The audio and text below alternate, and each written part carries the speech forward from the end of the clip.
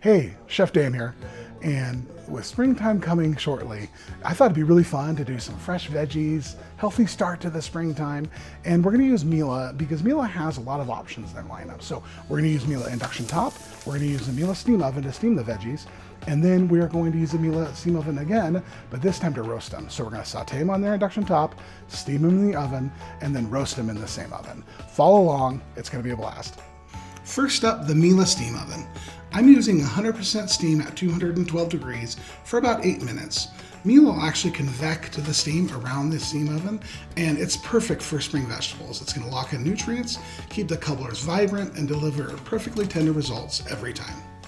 Okay, we're actually gonna be using the steam oven again, but we're not gonna be using steam mode, we're gonna be using convection mode, and we're gonna set it at 450 degrees for about 12 minutes. This is gonna give us crispy edges, big flavor, without needing much oil. And now we're gonna use the Miele Induction cooktop. Instant heat, precise control make quick sauteing effortless. Perfect for those busy spring nights when you want fresh food fast.